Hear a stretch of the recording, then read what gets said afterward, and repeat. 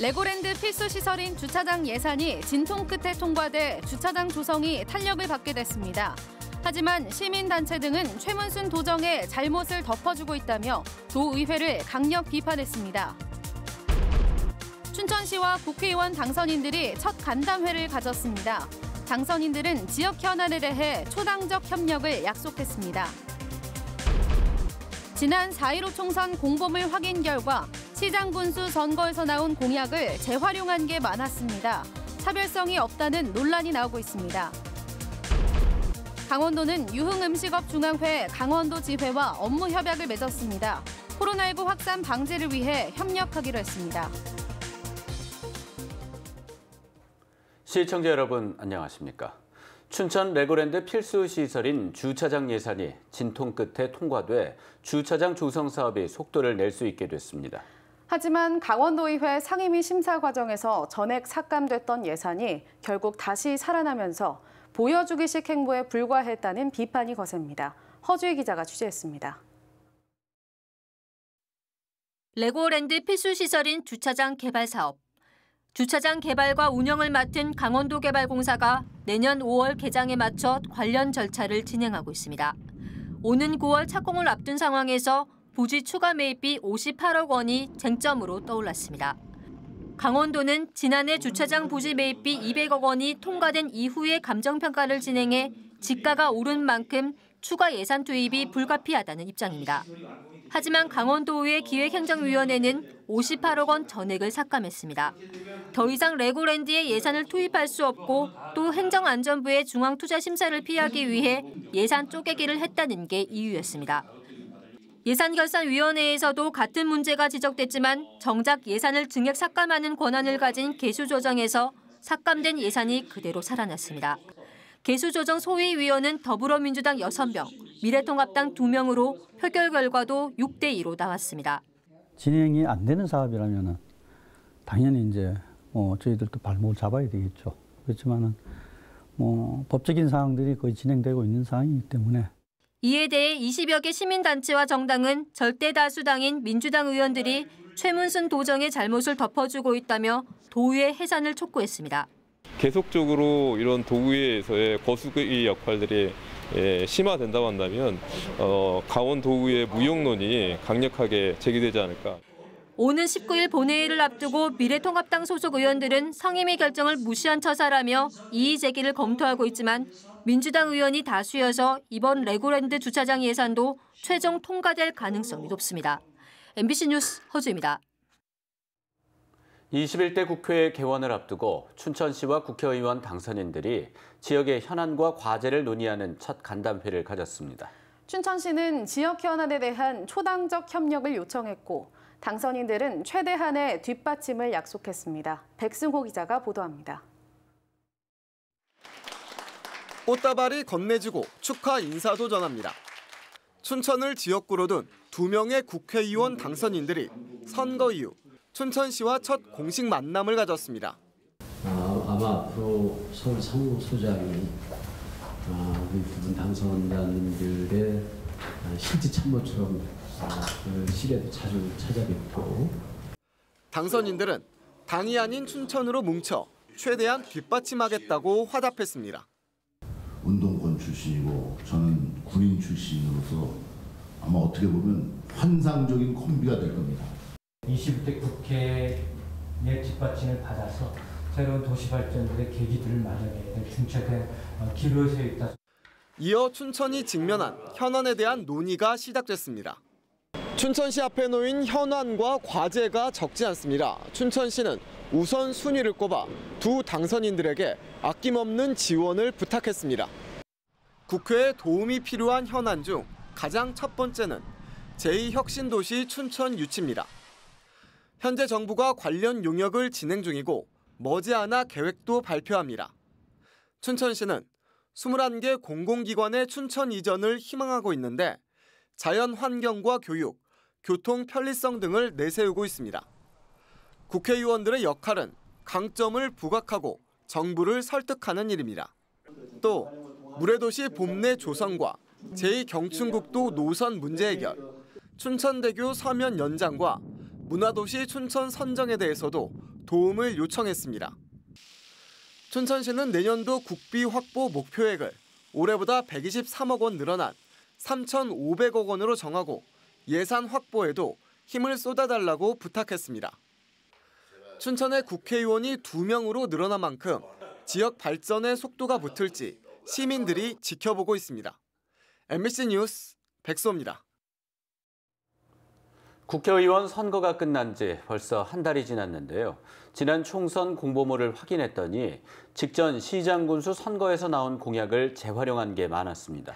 벌써 제21대 원구성 논의가 이루어지고 있는데 과연 국회에 입성해서 어떤 활동을 벌일지 궁금합니다. 이병선 기자가 취재했습니다.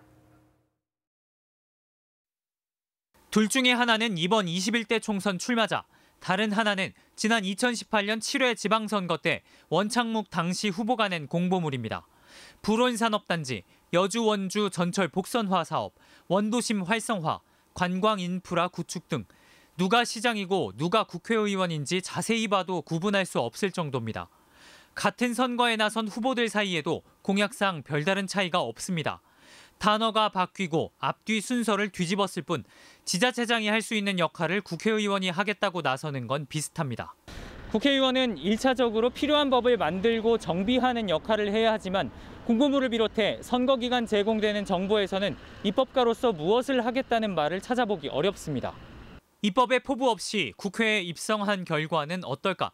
20대 국회에서 발의된 법안은 25,057건으로 의원 1명당 84건 꼴인데 도내 국회의원 8명의 평균은 49건으로 절반에 불과합니다. 단지 발의 건수만 적은 게 아닙니다. 83건의 법안을 발의해 도내에서 가장 많은 실적을 올린 원주갑 김기선 의원. 김 의원은 지난 2018년 6월 관광진흥법 일부 개정 법률안을 비롯해 하루에만 무려 26건의 법안을 냈는데 입법 취지는 모두 같습니다. 각종 자격증을 재취득할 때 결격 사유 만료 기준일을 응시원서 접수 마감일에서 시험 시행일로만 바꾼 겁니다.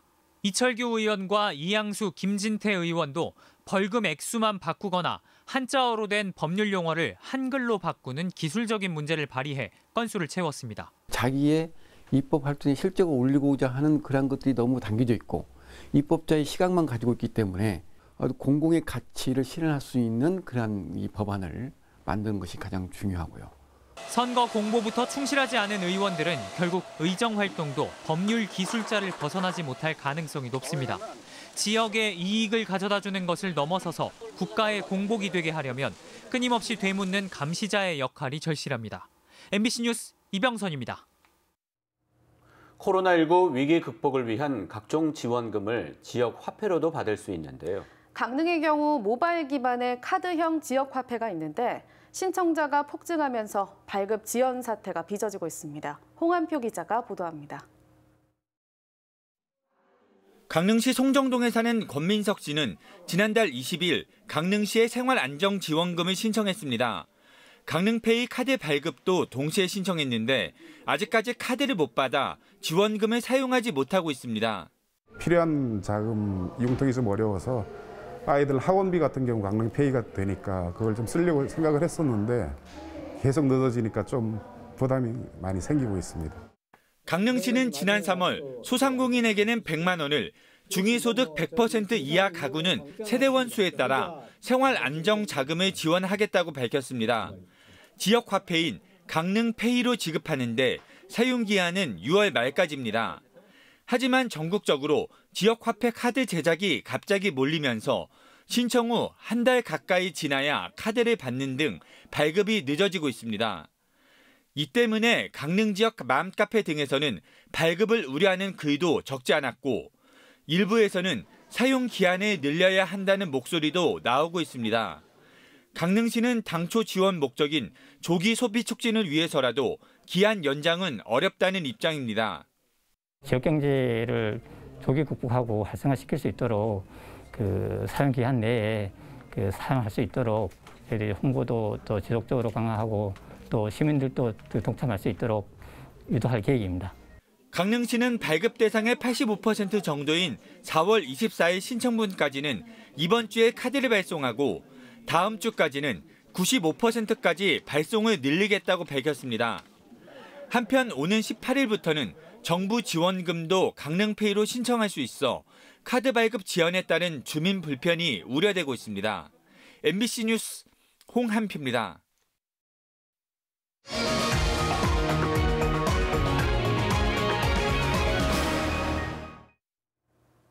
이태원 클럽 관련 감염이 확산되자 강원도가 유흥시설 방역 대책 마련에 나섰습니다.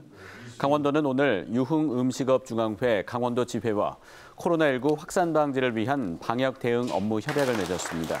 이번 협약은 수도권 유흥시설 집합 금지 명령에 따라 이용자들이 미시행 지역인 강원도 유흥시설로 퍼지는 풍선 효과에 대응하기 위한 것입니다. 강원도는 아울러 방문자 명단을 신속하게 파악할 수 있는 클린 강원 패스포트 시스템 설치를 지원하기로 했습니다. 이태원 집단 감염과 관련해 도내에서는 그제 원조 대학생 1명 이후에는 아직 확진자가 발생하지 않고 있습니다. 이번 주부터 지급되고 있는 신용, 체크카드, 긴급재난지원금과 관련해 도내에서는 전체 가구의 2.6%가 신청한 것으로 나타났습니다.